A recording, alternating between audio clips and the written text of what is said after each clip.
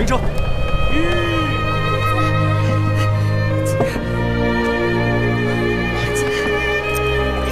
起来！快起来！你们是何人？为何混沌在这大雪之中啊？我们是秦国之子，这是糜夫人后宫子建。在下苏秦，在秦国与糜夫人曾有过一面之缘，快请贵人上车。多谢，快点儿，多谢。上车，公子，上车。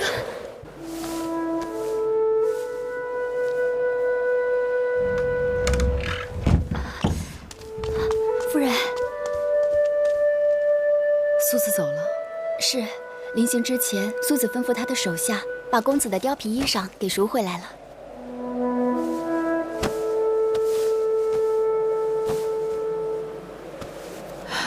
苏子救我和继儿于危难，并为我们请医买药。苏子说：“世态炎凉，万物刍狗。”他让我们好好照顾夫人和公子。他说，若有什么急需，我们可以去黄金台找他。亏得魁姑没有看到我等的遭际，否则岂不让他心碎？那个芈音简直是个邪魔恶鬼，定不得好报。香儿，你可去打听了那芈音是如何到的燕国？打听了，苏子的手下告诉我，当年在楚国，因为公子歇逃婚，芈音的婚事搁浅了多年，变得高不成低不就。那后来呢？后来芈音嫁到燕国，本来是想做燕国王后的，可是没想到齐国趁火打劫，从中插了一手。那芈音千里迢迢嫁到燕国，还没做成王后，却险些做了乱刀下的亡魂。再后来，她就遇到了那个做了多年官夫的郭伟。当时的乱象可以想象，郭伟依仗秦国和赵国的力量平乱，又被燕王拜师拜相，定会让芈音不顾一切地投入他的怀抱。而芈音楚国公主的身份，也让郭伟倍感荣耀，因而对芈音百依百顺。怪不得那个芈音敢如此嚣张呢。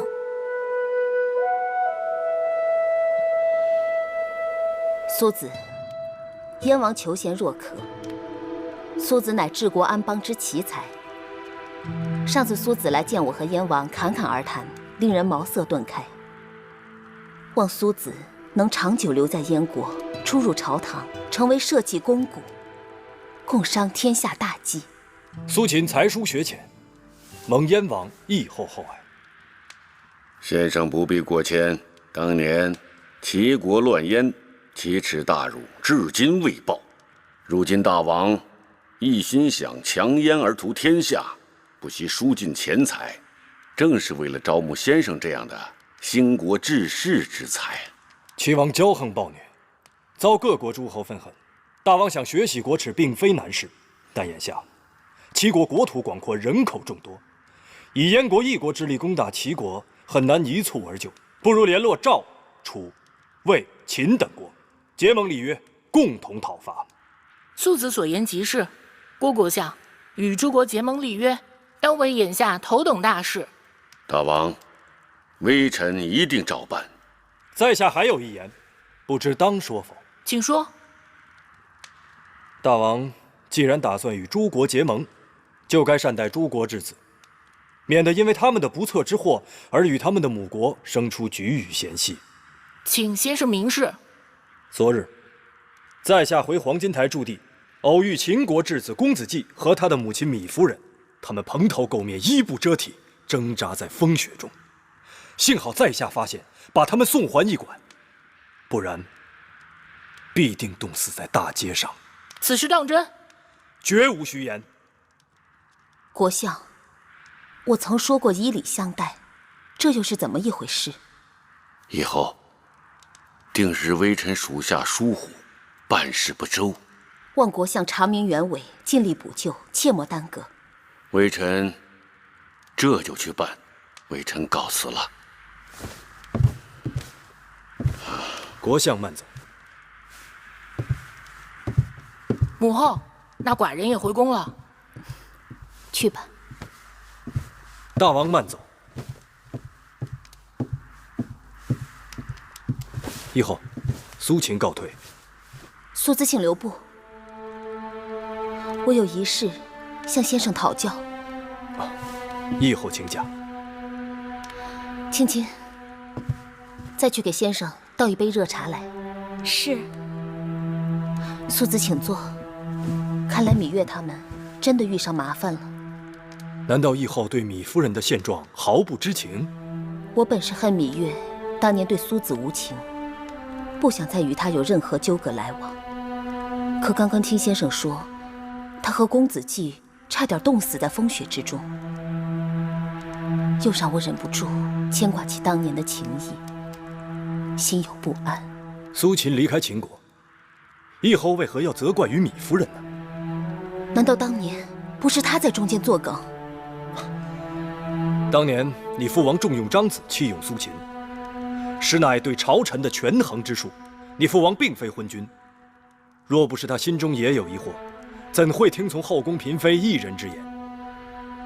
苏秦投诉客舍，那客舍老板对我百般刁难盘剥，逼得在下不得已才离开咸阳。这就更怪不得芈夫人了。虽然如此，可眼下芈月见罪于秦国会后，她不希望我厚待芈月，所以我不见芈月，实在是情非得已。您身为燕王的母后，会后怎可在旁指手画脚、肆无忌惮？别人不明白，难道你还不明白我这个母后是怎么来的吗？当年秦国的兵马辅保我们上位，眼下朝中卿大夫也不全服我们，列国也轻蔑我们。我们唯一可以依仗的，只有我的母国。我不能得罪，更不能得罪如今的秦王和他的母后啊！不知义后在燕国，竟这般之难。苏秦来晚了。不晚，只要你能来，往后我在燕国的每一日都会不一样了。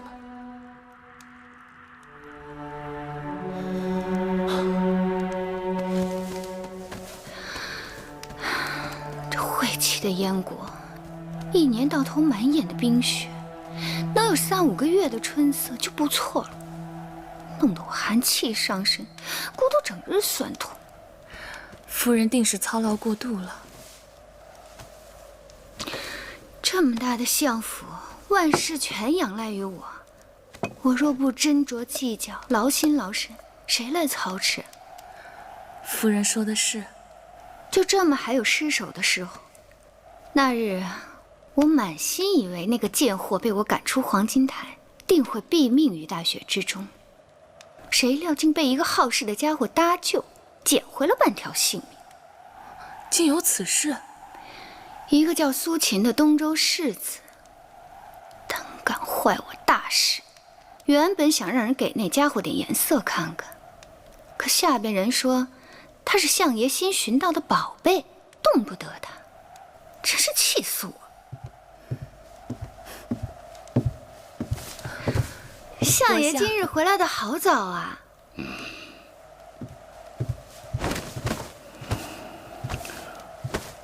下去吧。是。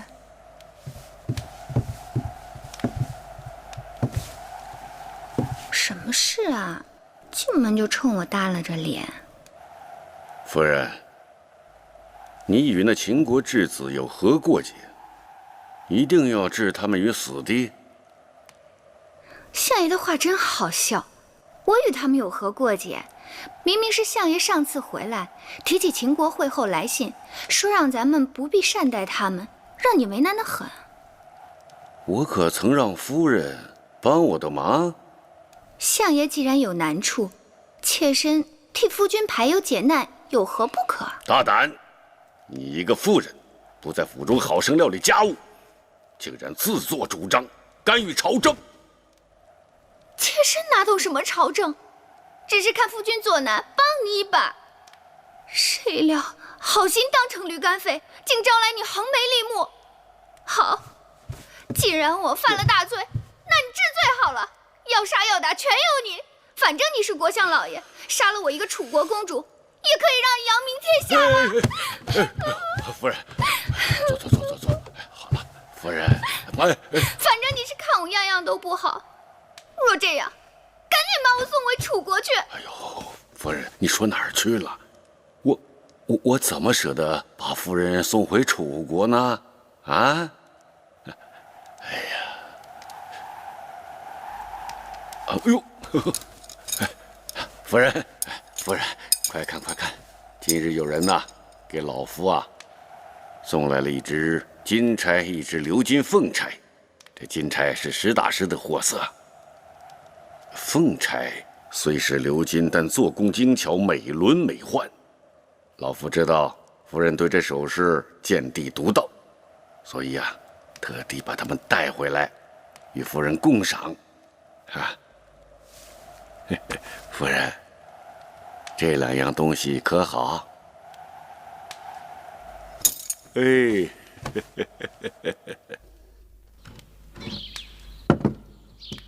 黄金台之事已经查明，是国相夫人所为。我记得国相夫人也是楚国的公主，难道他们相识？我询问过一些人，没有人能说出所以然。若不是他们曾经有过节，那国相夫人的所作所为很有可能是国相的意思。你为何不明示国相，不要难为芈月母子？你真以为燕国的大权在我和侄儿手上吗？名义上侄儿是燕王，我是燕王之母，可实际上朝堂的政务还不都是郭伟一手包揽。我若因为芈月公开斥责他，与他有了嫌隙，那朝堂上就无人可依仗，岂不因小失大？照夫人这么说，事情就难办了。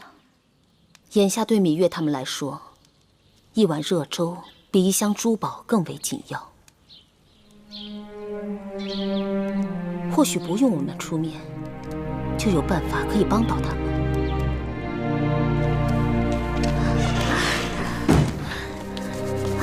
夫人，怎么没卖出去？雪太大，街市上根本没有人做生意。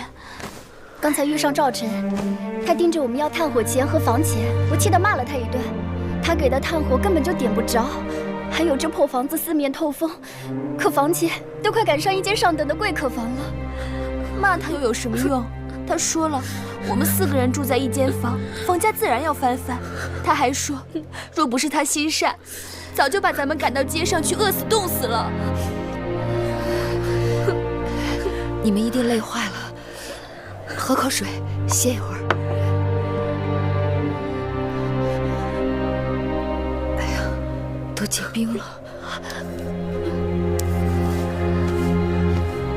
慧儿，你这是……自从屋里断了炭火，日日都是慧姑姑和香姑姑把陶瓶抱在怀里，母亲和我才能有水喝。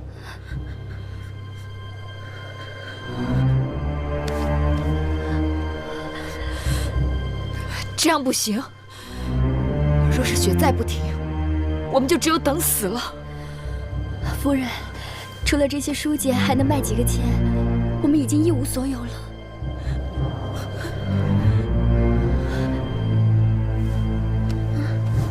母亲，既然这件衣裳，也可以换点钱来。不行，吉儿不可以没有这件衣裳。有了钱，有了炭火，有了吃食，吉儿就不那么冷了。所以，吉儿根本不需要这件衣裳。公子，万万不可！要不是那好心人搭救，你可就没命了。公子别急，我再拿着书钱出去一趟，或许能遇上一个买主。那芈夫人是住在这儿吗？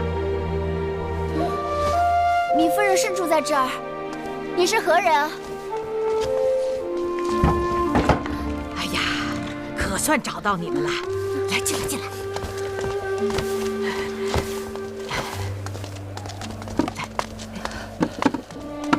这位可就是芈夫人。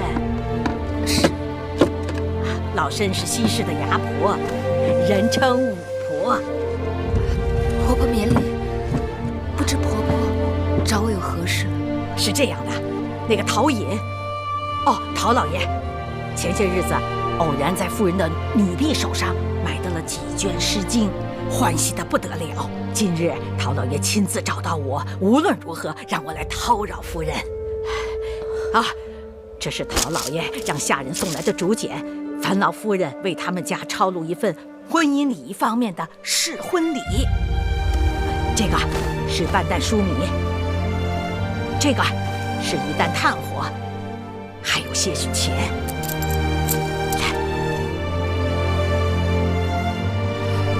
来，夫人，您收下。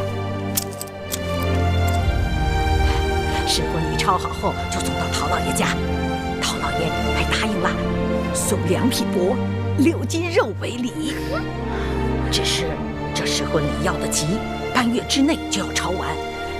不知夫人意下如何？夫人，我们夫人身子不好，况且这试婚礼又有好几卷，如今我们手头没有原书籍，若是让夫人字字默出来，这半月的时间是万万不够的。老身不瞒姑姑，那个陶隐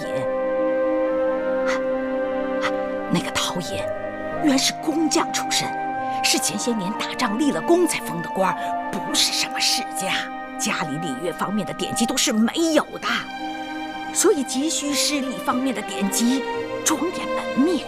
时间是紧了些，劳烦米夫人赶一赶。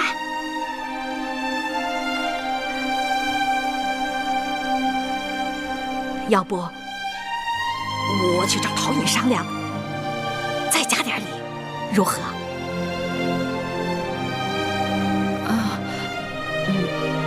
礼乐本是圣贤所传，如今却让我拿来贱卖换取肉食之物，实在是愧对先贤了。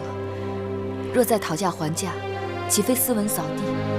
他们既有向礼之心，我多花些时日，半个月，该是能磨出来的。那就谢谢米夫人。母亲，继儿也可以帮忙。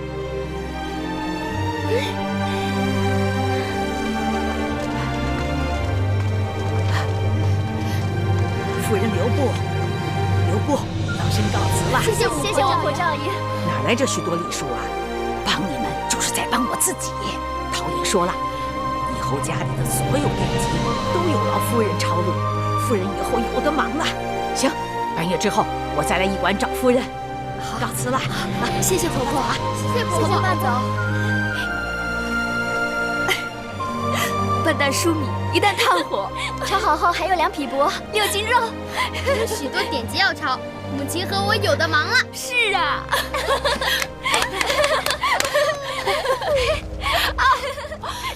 太冷了，快进屋吧。又有柴米又有肉，福气真不错。是。那陶隐出手如此大方，给我查查是个什么来历？小的查过了，是个粗人，没有什么背景，当年还得过国相的好处呢。我想法子让人去打个招呼，不幸他真的敢与国相府作对。夫人，今日一早，国相爷派人来过驿站，询问过倾国质子的情况，还带来些衣食财物，小的心里没底。夫人您看，国相爷的心思我最清楚，他那是面子上敷衍一下，做给别人看的。你就照我说的去做就行了。小的明白了，只是那些东西和钱财，你自己留着吧，好好干，不会亏待你。是，要是搁在一般人，经过这几番揉搓，早就成了枯木死灰了。可是这芈月的那贱人运气太好，一不留神就死灰复燃。看来那驿馆过于招眼了，不可将他继续留在那里。该怎么办？小的全听夫人的。欲毁其人，先摧其心。驿馆是世子贵人留宿之地，他不配。把他从驿馆里赶走，他不是尽管破衣烂衫，还撑着夫人的脸面吗？让他沦落街头，沦落到最下等的匹夫走卒之中，把他踩到烂泥里去。我一定照夫人的话去做。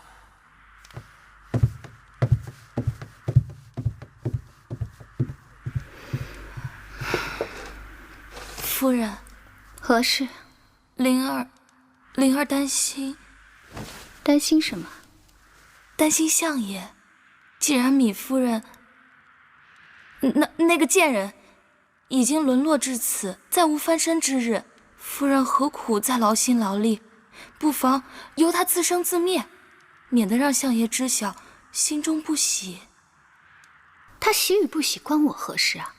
我喜不喜才是要紧的。那个芈月，她活在世上一日，我就不喜一日。更何况，那秦国质子也是相爷的烦心之事，最好无人与他提及。眼不见为净，耳不听为清。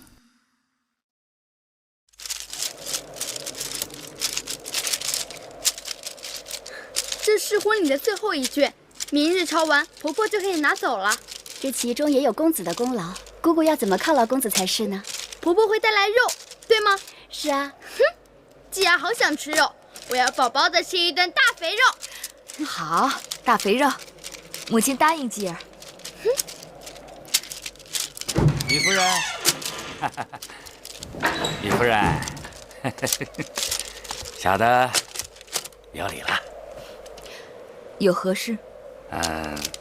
这间屋子整理得干干净净的。哟，这屋挺暖和呀，还有这个大火盆呢，你看，这烧得不错嘛。我们好像不欠你房钱。哦，不欠，不欠。也未向一城赊账。哎，没赊，没赊。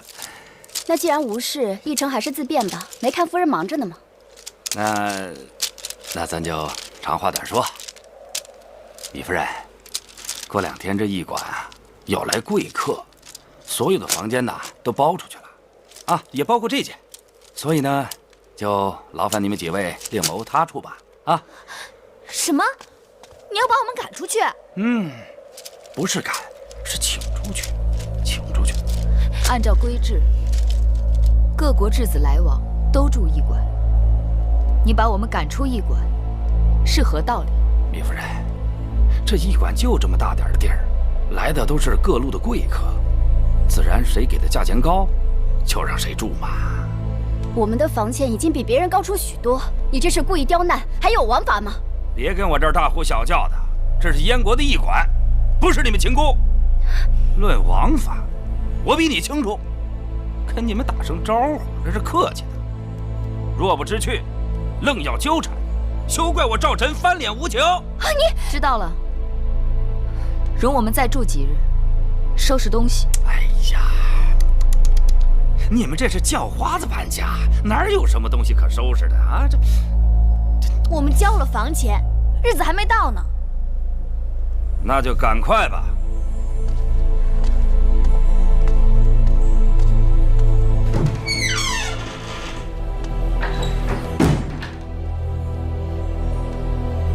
他们想赶尽杀绝，好在快要开春了，想饿死、冻死我们，没有那么容易了。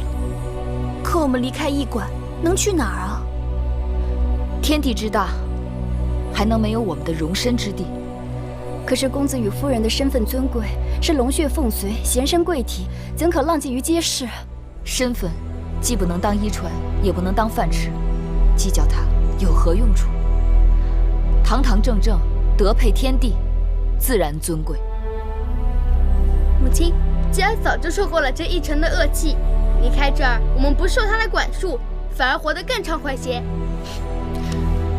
继儿说的有道理，可是离开了这儿，我们就离燕国王宫更远了。那要是大公主再找我们，我已经不指望大公主了，还是靠我们自己吧。母亲，你放心，还有我。舅舅说过，要我帮助母亲，我是母亲身边的男子汉。好孩子，继儿真的长大了。可是，舅舅他在哪呢？他能来帮我们吗？你舅舅，萧然，只怕他也很难。魏将军，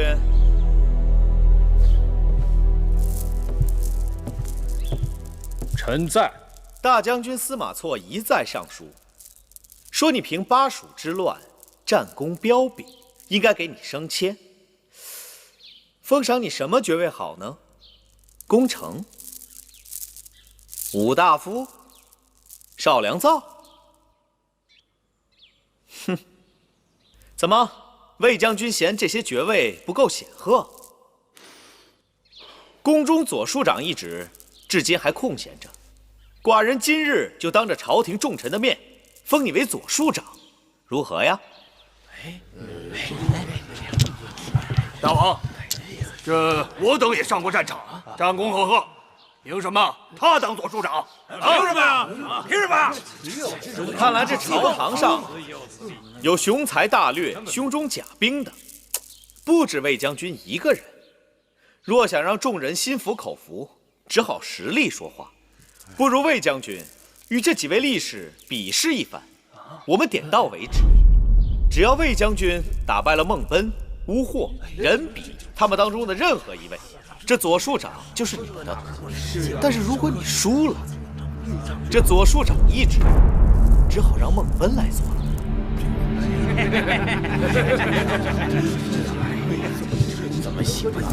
大王，魏然乃军中战将，并非屠牛之夫，这搏击之术，并非他所擅长。司马将军错了，大敌当前，我秦军将士个个应该身先士卒，杀敌陷阵。如不能带领部下真刀真枪的与敌搏斗力拼，又如何能够服众呢？大王英明。哎，那个魏将军，你是动手啊，还是不动手啊？这左庶长一职就让给孟力士。大王，臣不服气呀！这未能与魏将军比试，臣不敢受此官职。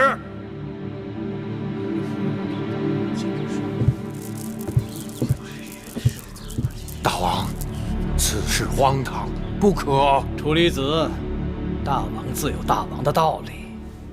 对啊，有什么不可？王叔，寡人让部将比试武艺，秉公任职，无偏无私，还是一战定功名吧。大王，大王！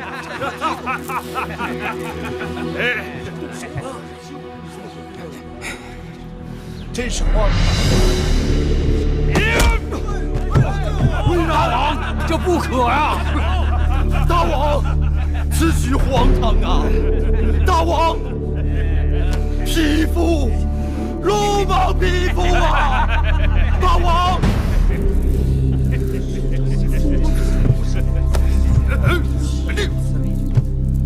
臣请卸甲归田，免受匹夫之辱。司马将军，切不可意气用事啊！既然输赢已定，比斗到此为止。寡人言必信，行必果，封孟奔为左庶长。谢大王。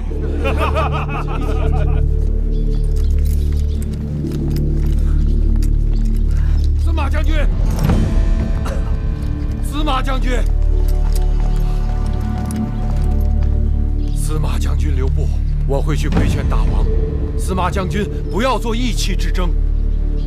大王任由匹夫侮辱沙场将士，令人心寒呐。其实他视我为眼中钉、肉中刺，并非一日两日。我今日辞官，也只不过是早一步抽身而已。否则下一次被羞辱的便是我了。司马将军，您是先王托孤重臣，若先王有知，看到今日场景，只怕会死不瞑目的。楚离子，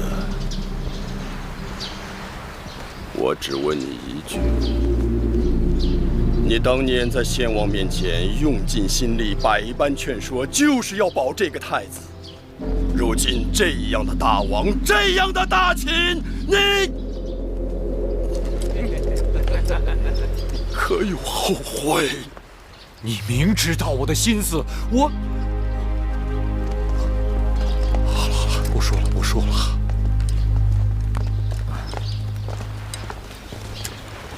大王有今日作为，老夫也是无可奈何呀。这个大王和先王相比，何止是天壤之别啊！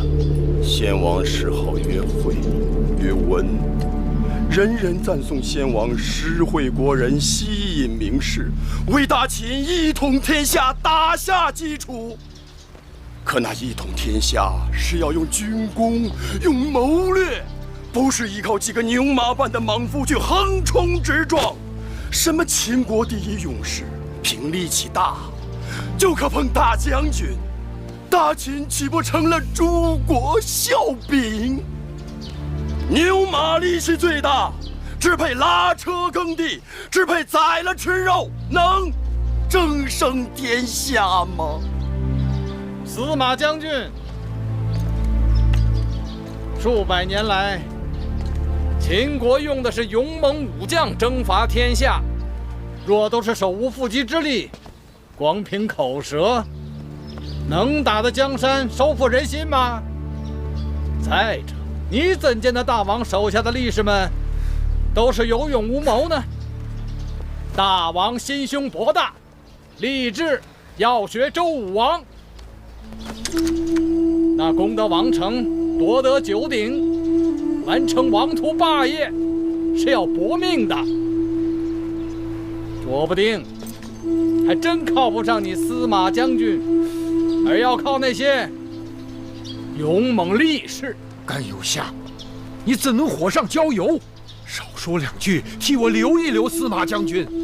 司马将军人才难得，若能另有高就，你我何苦耽误他前程？走吧，司马将军，不必再与他们浪费口舌，物以类聚，人以群分。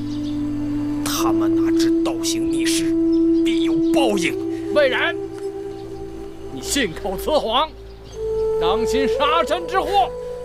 甘右相，不用吓唬人。群臣离心呐，大祸已经在眼前了。你们要谋反？甘右相，他们的话不全是错的。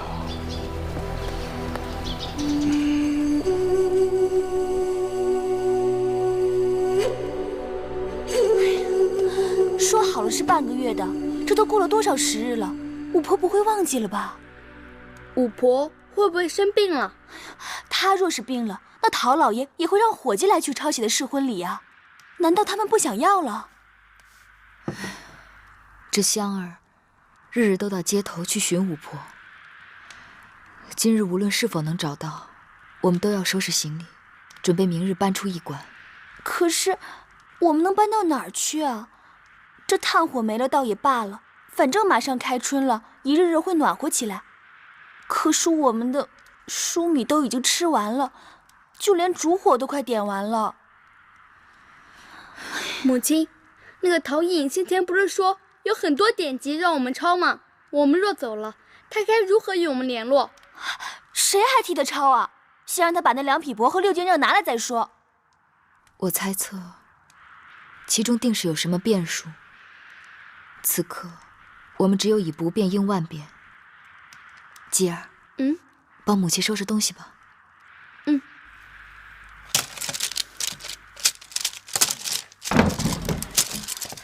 香，找到人了吗？那不是婆婆，婆婆来了。慧儿，倒水。哇，婆婆，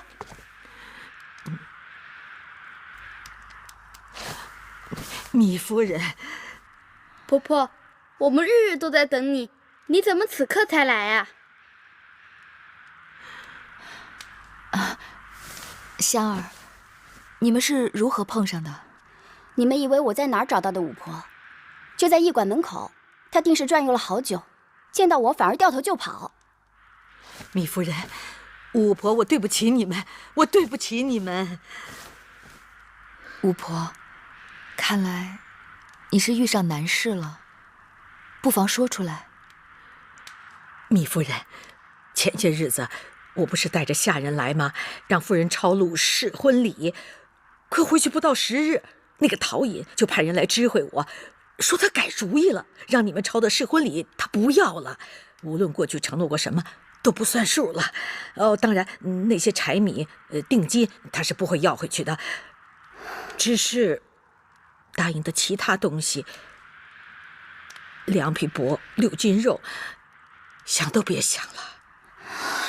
这个陶尹怎可这样言而无信？既然陶尹食言，婆婆就该早来知会我们。只怕有些事情也不是他一个小小陶尹能做主的。糜夫人，我是想来知会你们的，我来过驿馆，可是被那个可恶的驿丞赶了出去，他说不许我再踏入驿馆一步啊！这个天大无雷轰的赵臣，谢谢巫婆告知我们实情。你若今日再不来，只怕日后也找不到我们了。你们要搬走？这驿馆已经容不得我们栖身，明日我们就要另寻落脚之处了。不知可有了去处？不瞒糜夫人，房舍租赁买卖，我们这些牙婆是行家里手，但是街头市井之地是那些贩夫走卒群聚之地，你们都是贵人，岂不是委屈了？当日舜也做过农夫，傅说也当过筑墙工匠，巫婆若能相助，我等定会感激不尽。包在我身上了。夫人，您请，您请。夫人，您应该是知道了，咱们这继承啊是看着点，东贵西进，东要西市。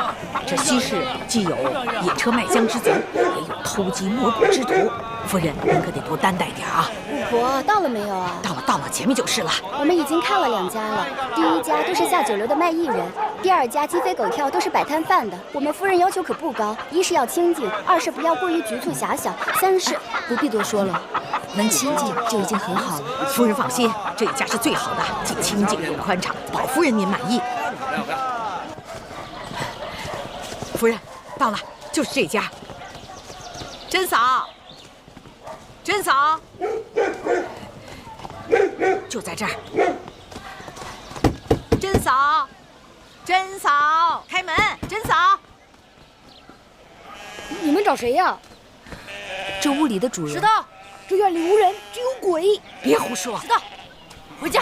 小孩子胡说，不可信。走，石头。娘亲，我告诉他们这院里有恶鬼，婆婆说我胡说。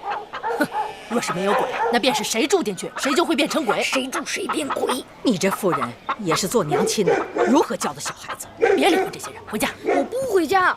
嘿，你这小冤家，好打呀你！走，怎么回事？别理他们。甄嫂，甄嫂，哎呦，你在家，我以为你出去了。哎，夫人，就是这家。甄嫂，来，甄嫂，来，我给你带客人来了，租你的房子了。夫人，请进，请进，来呀，来，您到这边看，来，快，这边，您看看。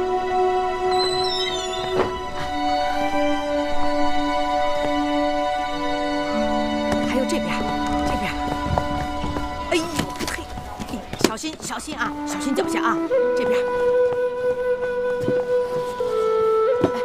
夫人，您看，这儿挺好的，院子乱点收拾一下就好了。这是我们这儿1等1的房子。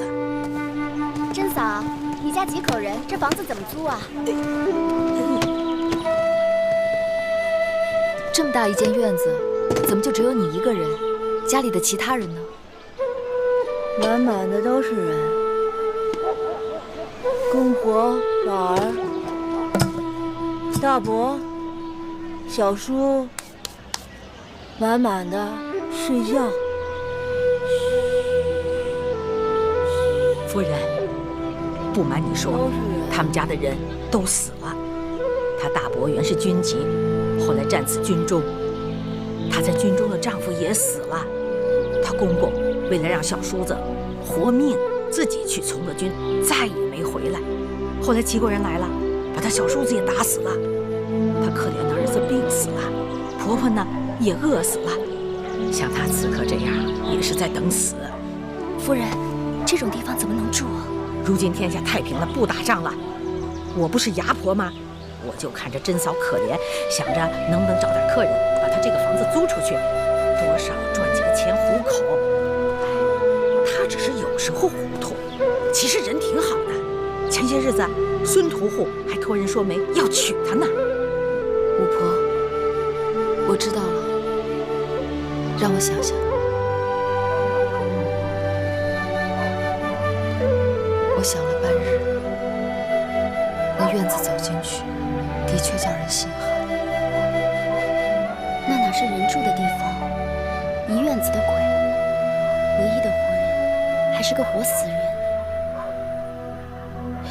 那我们不租那儿了，再到别处找找。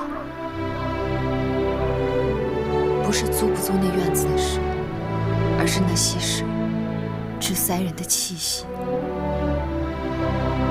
我好像突然领悟了，他们为什么要把我们从驿馆赶出去。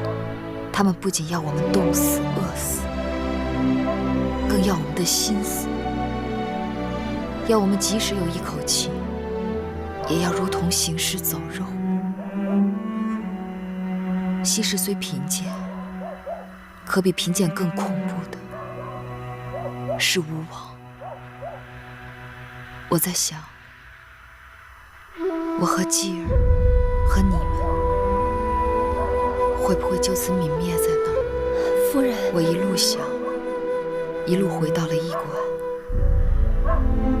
我要问问继儿，问问你们，我们的命是否能强过那些市井之人？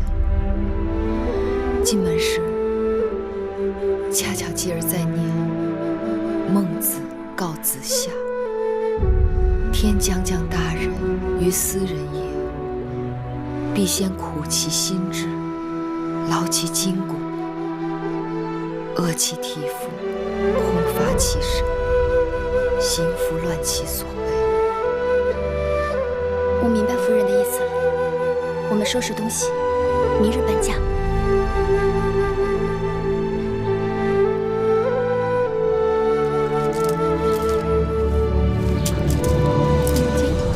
我们搬过去的地方真的有鬼吗？鬼与人一样，也分善恶。那我们住的地方是善鬼喽？继儿已经将葵婆婆做的皮衣包好了，继儿搬到新的住处去。婆婆夜晚来看我，不会找不到继儿吧？不会，葵婆婆会在天上看着我们，我们去哪儿，她就会跟到哪儿。嗯。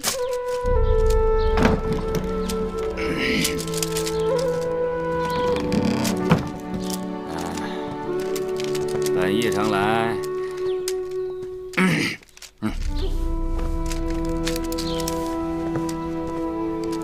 你，把招子给我放亮点，知道吗？哎，这驿馆人杂，也许有人趁着搬家之际，顺手牵羊呢。是。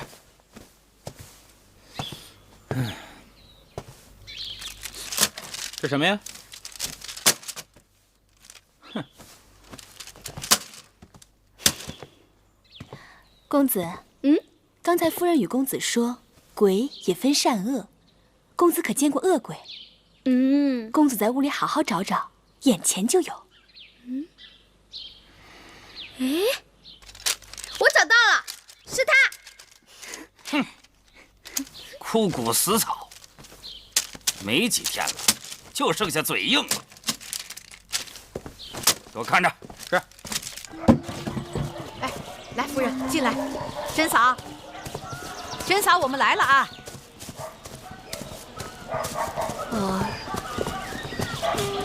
是宝儿，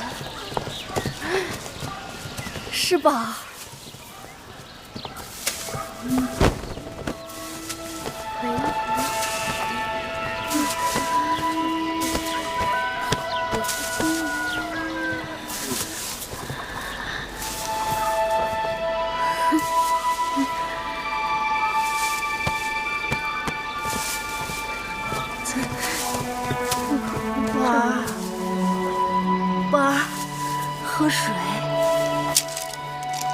大嫂，我叫银记，你可唤我记啊！我不叫宝儿。你就是宝儿！宝儿，公子，这咋手松开？放开！松开！静儿，没事，静儿，你就是我的宝儿！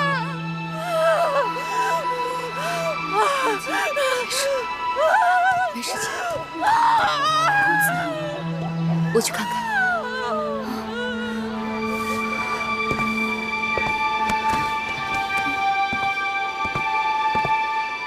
宝儿，娘来了，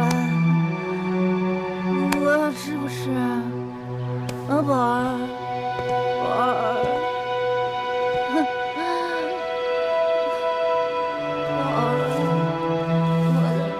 宝儿，是不是？宝儿，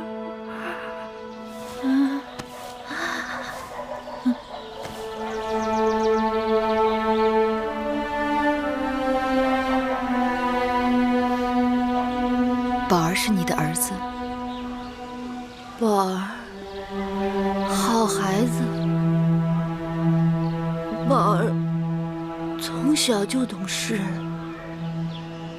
你的孩儿，定是与我的孩儿差不多的年纪。宝儿自知做大王的时候，他6岁，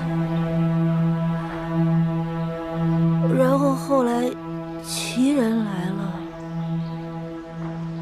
他8岁，再后来秦人、赵人来了。宝儿多大了？宝儿多大了？你告诉我。宝儿病了，然后我抱着他。宝儿定是个好孩子。然后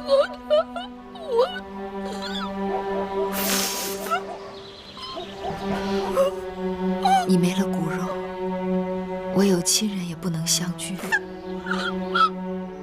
我们到一起，算是同病相怜、相濡以沫的缘分。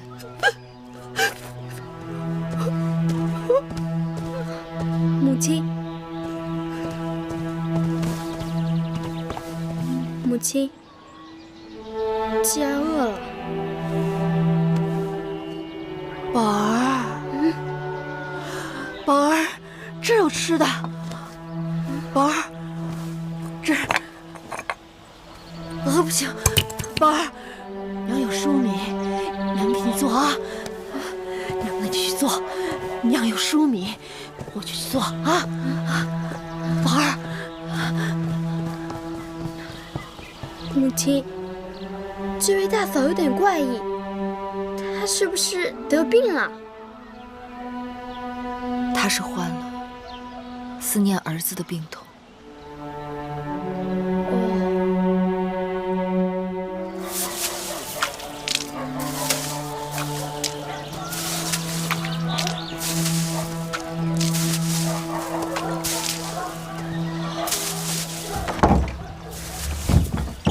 婆婆来了，公子也在干活啊。要不是刚才看到甄嫂也站在这儿，我真以为自己走错地方了呢。如此干净。宝儿，手凉不凉？不凉。宝儿好孩子，懂事。宝儿好。甄嫂肯说话了。懂事。难道她以前不说话的？宝儿。自从她的儿子宝儿病死以后，他整天只跟屋子里的鬼魂说话，除此之外便不肯开口。五婆来了。哎，你家夫人呢？在屋里呢。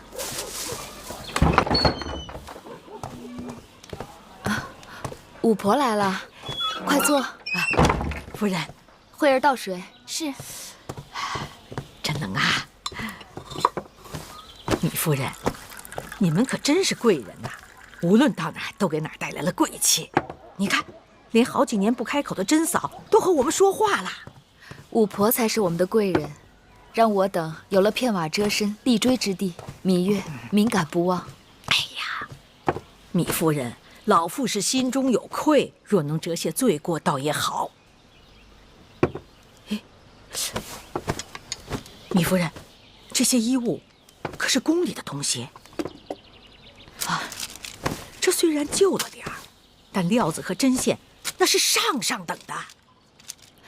五婆眼力过人。说起来，这些旧衣物还真不如一件可以挡风御寒的粗布衣裳实用。夫人哪里知道啊，这些针线手艺呀是能赚钱的。不知这些女工是不是夫人身边的人做的？婆婆的意思是，这针线可换衣食？岂止是换衣食啊，能换上等的衣食。不瞒婆婆，这些针线是我一个亲人亏骨，我的一个已经离世的亲人做的，但也有一些是我自己做的。若真能换衣食，那自然是再好不过了。原来米夫人，你也有这样的技艺啊！要是让夫人出卖针线，未免过于降尊临卑、居高就下了。我们此刻的处境，婆婆应当心里有数。举步维艰，几近山穷水尽，何况能自食其力，比仰人鼻息、寄人篱下来的硬气。既然夫人如此洒脱，那老身就直言了。在这燕国，除了宫中显贵、富豪世家，很少有人寻求礼乐典籍的。夫人的抄录生意虽然时不时有，但未免清淡。夫人不知，眼下燕国呀，这有了几日太平的日子，才着嫁女娶亲，权臣送礼作寿，再继承，那是日日都有的。好的针线，就是好的面子呀。看夫人您的技艺，盖世无双。凭这针线，只怕你活多到接不过来，还愁吃穿用度嘛。谢五婆指点。若这真是一条出路，那还要请五婆帮忙招揽生意。只是芈月有一事相求，请五婆在外，最好不要透露我们的来历和身份。夫人放心，这个自然。以后怎么样？芈月他们有消息了吗？左大夫告诉说，自从国相的手下去陶尹那边传了话，陶尹就不肯再帮忙了。因为您曾经有话，不要提及这是宫里头的意思，左大夫也就不好再强求陶尹。芈月他们被赶出驿馆后，有人说他们好像搬去了西市，奴婢几次托人前往西市打听他们的去向，都杳无音讯。西市乃引车卖将卑微之地，搬到那里栖身，岂不玷污了王家身份？更何况他们是秦国质子，对继承人生地不熟，离开驿馆，他们该如何活命啊？是啊，芈月他们这次真的难了。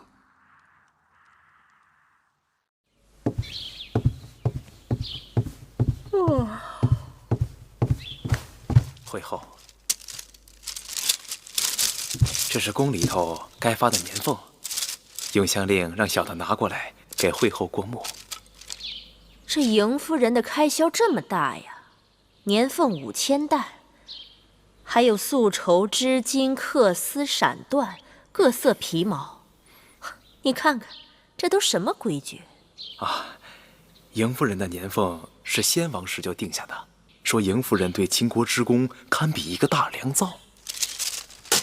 那都是多少年前的旧话，如今她一老妇，在北郊行宫尸位素餐，秦国开疆拓土耗费巨大，连我都要提醒身边的人紧衣缩食，邢夫人却在那讲究排场，太过分了吧？会后说的极是。那照您的意思，邢夫人的年俸该减多少啊？不用减，停了便是。那邢夫人是先王的长姐，只怕她不会甘休啊。我心里有数，我就等着她来找我。是。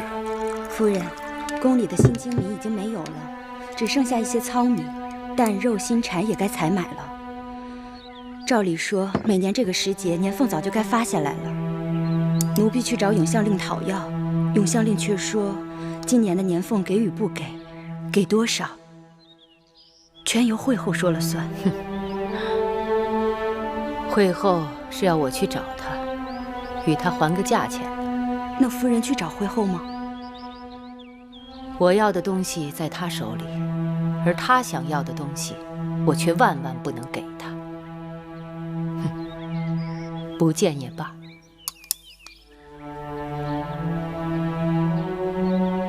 我知道，这宫里少不了柴米油盐。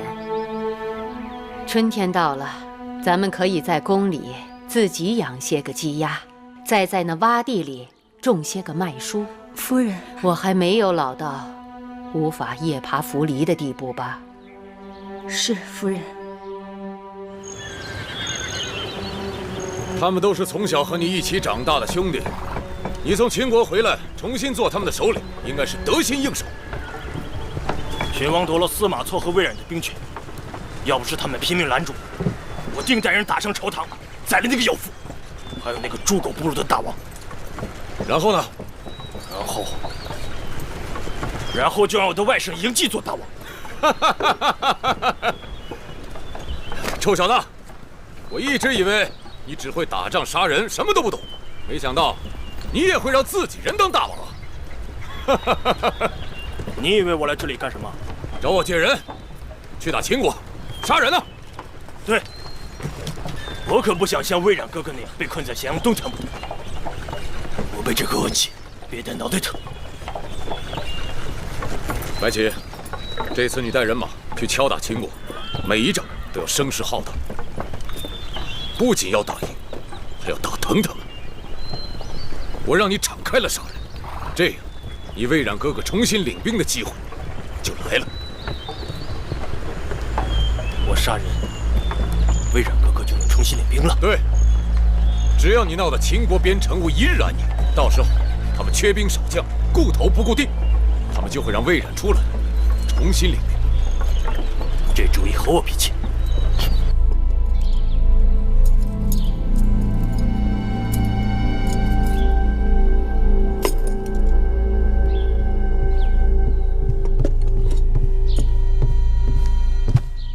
夫人，您要找的冯仁和秀娘来了。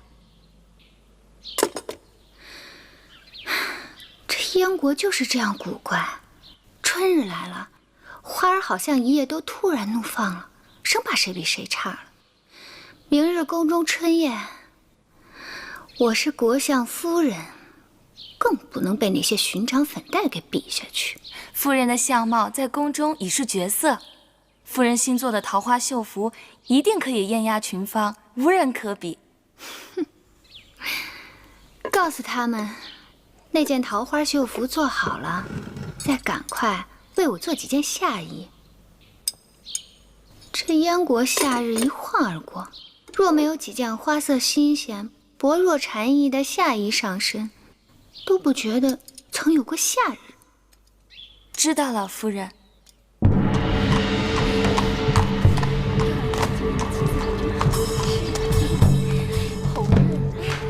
这不是冯夫人吗？郑夫人见过夫人，见过夫人，百年昔如此红光满面。您今日的装扮真是漂亮啊！您真是够奖了。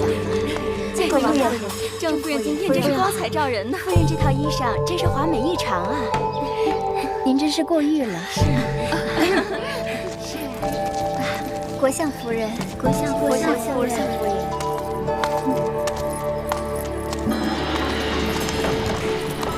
国相夫人，您来赴宴，今日宫里春光无限呐，您请。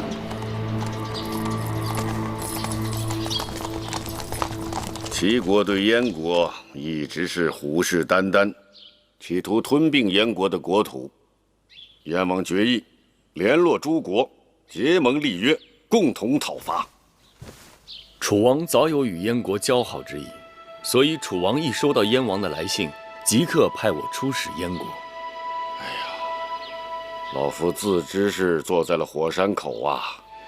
燕国国力衰退，我国委虽然没有管仲那样改天换地的能力，但却有一腔耿耿忠心，上不做天，下不愧地。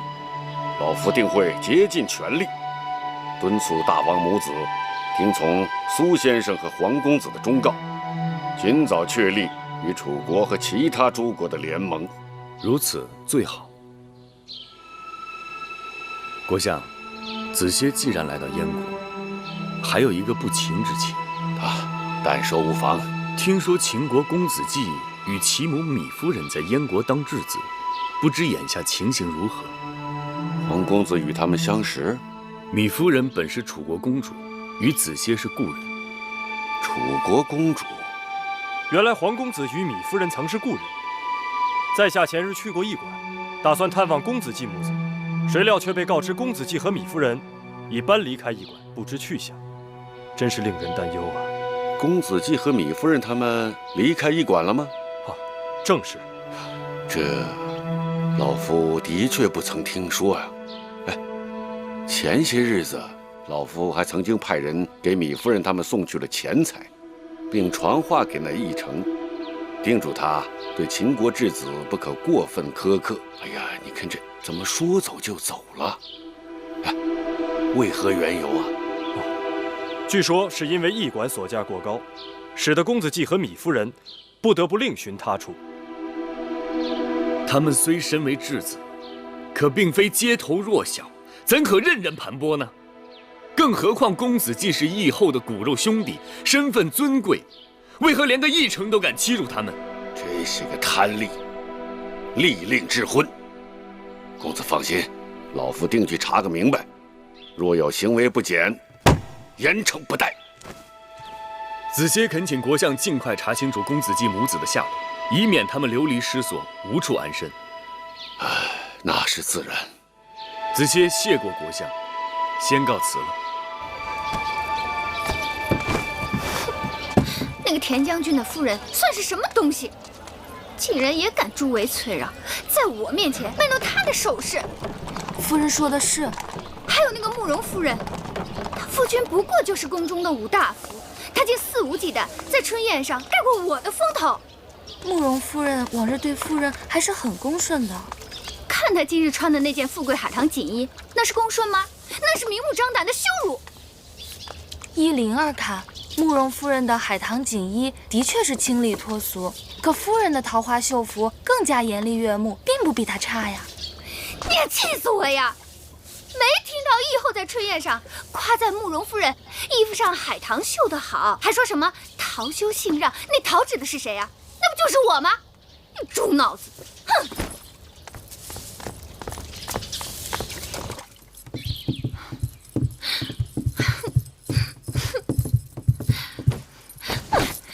夫人满面春风而出，一脸冰霜而归，是何人招惹了夫人呢？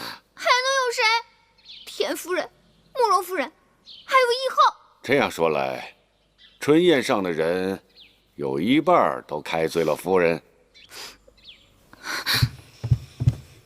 国相爷做主，府里的那些缝人和绣娘偷懒使坏，都是因为他们不肯尽心尽力，才让我在春宴上丢人。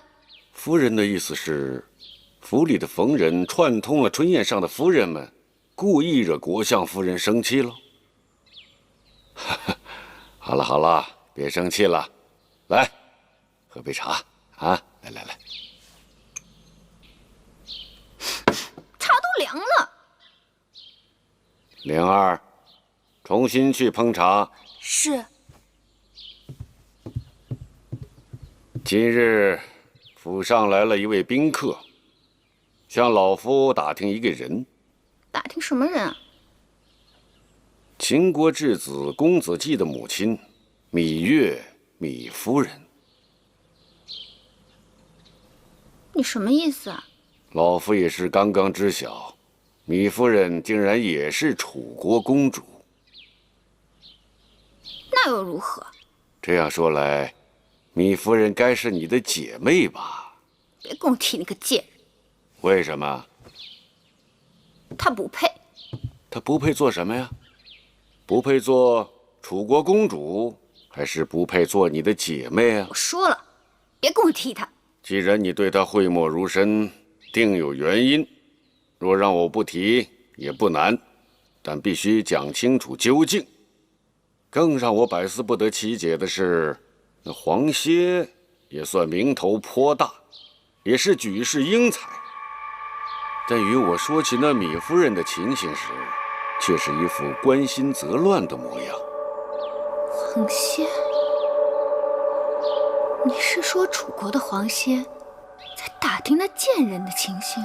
不错，正是楚人黄歇。十几年了，他还对他神魂颠倒，念念不忘。好个贼子狂徒，胆子不小，也敢在我府上出现，就不怕我戳瞎他双眼，撕了他的皮？这么说，夫人与他也有嫌隙？什么嫌隙？是深仇大恨。他当年使尽手段羞辱我，使我哀痛欲绝。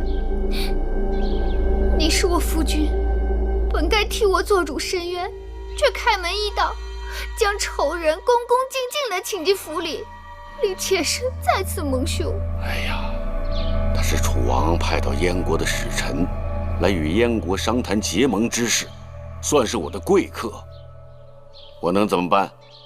棍子打他出去？将他送进继承大狱，砍掉他的双脚，拔掉他的舌头，将他扒皮抽筋。夫人莫不是没听清楚老夫刚刚说的话呀？他是楚王派来的使臣，两国交战不斩来使，更何况眼下楚国正打算与燕国结盟。我不管，我要他们死，我要他和那个贱人马上都去死。话已至此，老夫的好奇之心是越来越重。夫人可否告知原委？